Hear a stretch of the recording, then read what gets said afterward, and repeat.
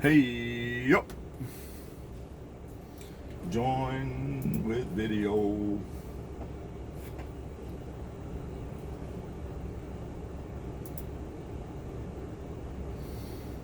All right, ladies and gentlemen, all the genders, fenders, benders, I am Mike Check. Mike check. What's happening, ladies and gentlemen? All genders, fenders, benders. Everybody's welcome here at hashtag 360 stupid. Hey, there he is. There he is. Mike. What's happening? Mic check. 1, 2. Mic's off. Mic's off. I can't hear you. Mic check. 1, 2, 1, 2. Here it is. There he is. Once again, we're back. Ladies and gentlemen, all other genders, fenders, benders. I am Mike Check. Hashtag 360 stupid. I am the king of stupid, asking you smart people simple questions. What's happening, buddy? Good to see you again. Good to see you again, Mike. It's been 40 minutes. It went fast. I really enjoyed the first part. Now for the second part, I'd like to narrow it down a little bit so we give the fans and the people joining in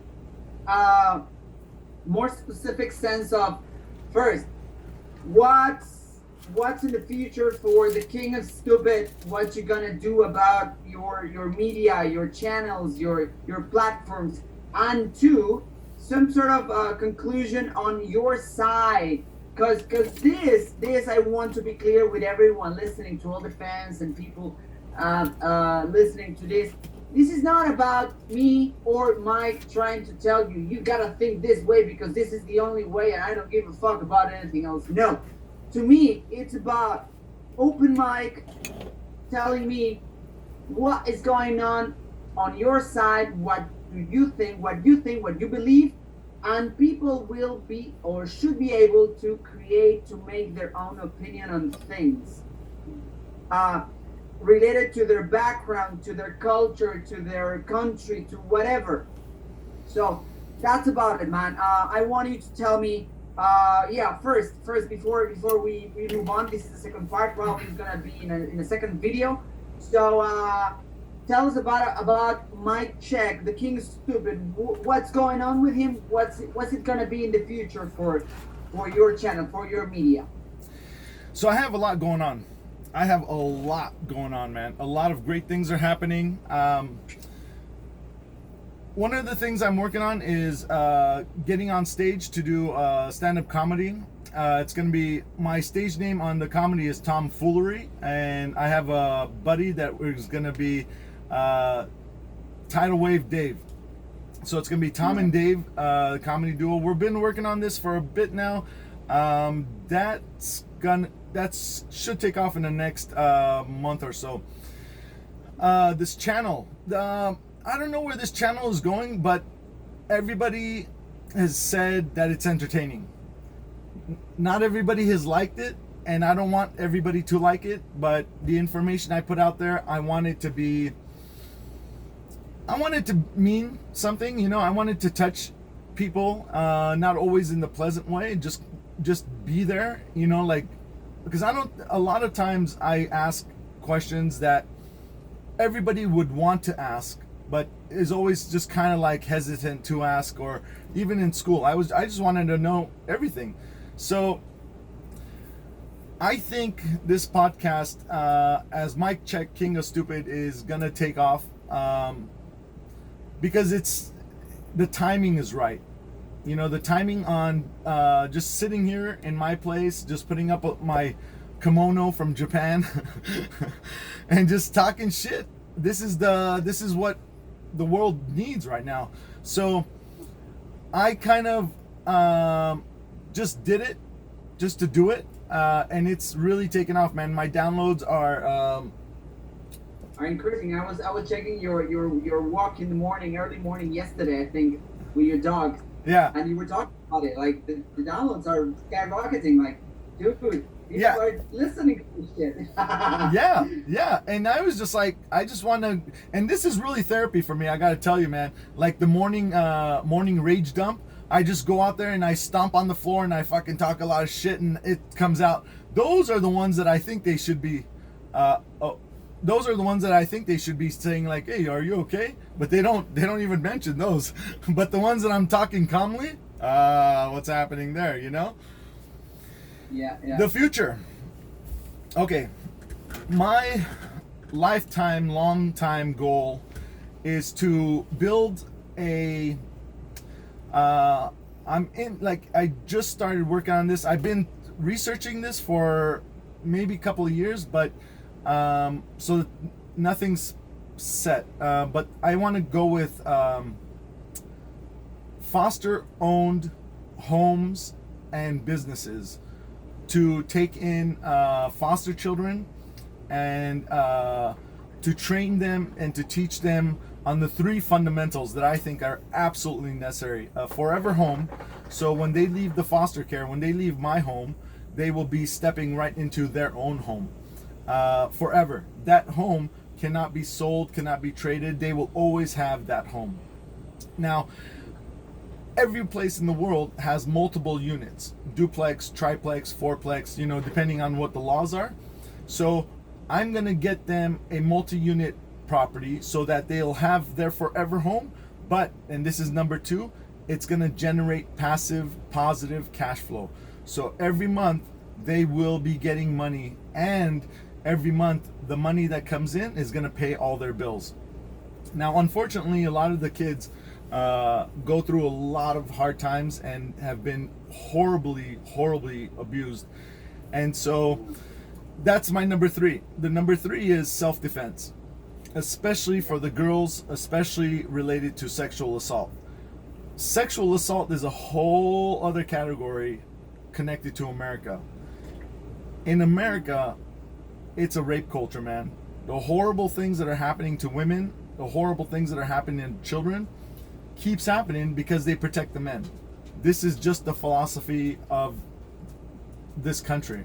So we cannot change the behaviors of sick men doing ugly things to children, but we can train the children to protect themselves and to do everything necessary so that if we're lucky enough to get them in the courtrooms, then they will know what to say, what they remembered, because you have to be very specific in what you remember to get conviction on a fucking rape case. But on a fucking other, all this other stuff that they're giving people like years for, nothing. Oh, he's like, oh, well, this is what I think he did. Okay, give him 5 years. So that's the lifelong goal, is to build these homes in all around the world. Every fucking country in the world has children that don't have parents. Every fucking country. And so if we could set this up to where we can have the countries and the companies and the homes linked in together, so ideally we'll get like a duplex or more, 2 units or more, so the foster children or the foster owners, because at this point they'll be adults, and so when they come out of my foster care, they'll go straight into their home, which is already going to be generating them revenue. And by the time they get out, and I'm of course talking about the older children, which are the ones that have the most difficulty getting adopted, especially with some of the difficulties they've gone through. I mean, man, the stuff that happens to these children, it's fucking disgusting, man. So hopefully they'll have a home. Juvenile, probably, right? Yeah, over 13. So they'll have like between 3 or 5 years left in the system, which will give me plenty of time to set them up, plenty of time to train them. So by the time, and teach them self-defense. So by the time they leave, they'll have at least 2 years of self-defense. They'll have at least 6 months of paying bills, running a business, collecting money, and running their own home. So by the time, literally, the day they step out, they will be stepping into their own home. Because now, the system says, hey, it's your birthday, you're an adult, bye. And these kids are just been taken, they've been fed, they've been given money, and all of a sudden, they're on their own. From the premises, please. That's it. Yeah, they just kick them out. And so what do the kids do? They don't have a home, they don't have family, they don't have parents, so they end up on the streets. And a lot of these kids have been sexually assaulted, so to become a sex worker is just like, hey, fuck it, I've been raped 10 times, why don't I just, have sex for money? Which I'm not against sex workers, but I'm against children who have to do it to survive. That's a different thing. Yeah, of course. So Yeah, yeah. so that's my lifetime goal. I've been working on connecting with some billionaires who who have the want to do it, who have the connections, but are just kind of like, ready for that move. So Dan Pena, shout out, my man. If you are listening to this, please give us a call or contact us, and let's just make this happen. He's a billionaire. He's actually technically a trillionaire, American that is living in Scotland, and All right. this guy's amazing. He's angry as fuck, so he'll be happy to teach these children how to fuck somebody up. Yeah, exactly. Like, I guess it should be taught in if not in school, in every household, really, how to defend yourself, like in many situations, like men and women, boys and girls, seriously, because this fucking world is savage, man. Sometimes you really have to put up your fists and say, like, okay, I have no other option. Bring it on. Yeah, true, man. And that's very, very noble. It's a very noble cause. I'm glad you have that project. The best for you in the future for that. Hopefully, your podcast and your channel and everything will be fixed. You'll become a Joe Rogan. The next Joe Rogan. I even look like him. Sorry, your mic went dead. You're dead. I got no audio. No audio. I have no audio. Oh, it's back. Okay. I don't know where Every time we talk about substance, something happens, huh? Anyway, so I was just saying that it's a very noble cause, and I hope it comes easy, and you become a very important influencer, and you can get the right connections and the ways and the means to do it. Thanks, All right? man. Thank you. Appreciate that.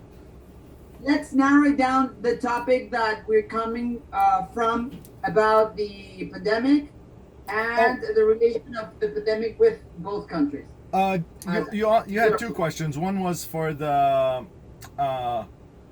future, and then the other one was about speech. A speech. Did I say speech? Yeah, you said about how we're sharing, how we're able to share, and how we're allowed to share. And or were you talking about that as the future? Because you were asking about my future, and then you were asking about just communication between groups and people. No, I guess that was part of the first of the same question. Gotcha. The second part is just like I want you to narrow down your theory on what's going on. Like, everything is coming from I call this meeting a discussion about Corona time. So I want you to narrow it down a little bit on what happened again and the relation between these two powerful countries, and with that we leave the concept and the theory to the people to think whatever they want. So basically, when I was recording, or when I uploaded my podcast that talked about my opinion on what where the virus, I didn't say where, I said who generated chemically, not Created, manipulated the genomes to where it's lab made. So I suggested that the country that threatened China's economic standing was the one that created the virus and then deployed the virus. That was my suggestion. When I also touched a little bit on what we already talked about on the first video about right now they're having us do everything that goes against the protection to protect yourself. Like staying home, staying indoors is actually how it gets spread much faster. Not going out, not being in the sun, the parks being closed, the beaches being closed, pools, swimming pools. Man, this is, you've been in a swimming pool. You've been in, right? When you come out of a swimming pool, everything is dead. because it's so chlorinated, nothing lives in that. And that's why they chlorinate it, so there's no bacteria and no other things growing in it, because it's one human coming in, one human coming out. So all their whatever they're bringing in comes in there, so they have to saturate it with a lot of chlorine. Everything dies. Right. Your eyes, the fluids in your eyes, if it touches the chlorine, it wipes out that fluid and it kills everything there. That's why our eyes just turn to red and shit like that. Why would they close pools? Why would they close swimming pools? It's outside, it's in the sun, and it's completely chlorinated. It will kill anything that goes inside. The only reason we live is because it doesn't come in our inside. That's the only reason. Everything in swimming pools dies. Why would they close swimming pools? Airbnb told hosts that have swimming pools, you're not allowed to let the guest use the swimming pool. Everything goes against actually getting away from the virus. The masks, the cheap masks that people are told to wear, doctors wear those. They wear those for a very short amount of time and then they throw it away. But that also is meant to protect them from sneezing out into the patient, or if there's blood or something squirts onto the doctor. But those masks last a very short amount of time, so you're supposed to replace them. But if you don't replace them, what you're doing is you're building moisture inside of your mask that is catching whatever is outside, inside, everywhere. If you go shopping and you have that mask on, which is mandatory everywhere now, and somebody has that, it gets out into the air, you will catch it. Whereas opposed to no mask, and you might miss it because you're breathing out and breathing in. It goes against everything that is supposed to protect us. Also, the fabric masks, even worse. From the second you put it on, you're breathing out. That's capturing the moisture in your mask, and then you're also catching any moisture that's anywhere, dusts, everything. It's catching everything. So not only did it just come and pass, it's there and it's sitting there, and all you're doing is inhaling it back and forth, back and forth. It doesn't make sense. Nobody talks about the immune system. Nobody talks about actually the sun. Being out in the sun does multiple things. It builds vitamin D, and it also makes you feel better. How you feel, your tension level is immensely important. If you're stressing out, if you and I have the exact same virus, same time, same everything, but you're stressing out and I'm relaxed, your conditions will be worse. Yeah. So Definitely. none of these things are talked about. Who is giving out the information? This is incredibly important. Who's giving out the information? Doctors. Doctors are dirty, lying, cheating motherfuckers. Sorry, I broke the law. The people that are saving us, the heroes, man, I've worked with doctors. Believe me, these motherfuckers lie, cheat, all, and I'm talking about American doctors now. In America, the doctors work for insurance companies, not the patients. So if the doctor doesn't do what the insurance says to do, and the insurance are the people that practice medicine, doctors do not practice medicine. Doctors practice law. Doctors are always worried about getting sued. Doctors have multiple insurance companies for liability, just for malpractice liability. So they're scared. You're going to sue them. They always back other doctors up. So they're always supporting one another, like the dirty cops, right? Now the world sees how dirty the American cops are. Now they believe it. But man, I'm telling you, doctors, horrible. So you got doctors that are giving us bullshit information. Number two, where is that information actually being relayed? Through the government. Man, who doesn't know the government's dirty as fuck? Who doesn't know that at this point? So you're telling me doctors who are giving the information to lawyers and the government is telling us. The World Health Group, World Health Organization, everything, they're all linked into each other. They're all linked into each other. This doctor, and this part's truly fucking scary. This doctor that was on Joe Rogan's podcast said he was researching this particular virus, and he's the one that realized it's genetically modified. It's laboratory made.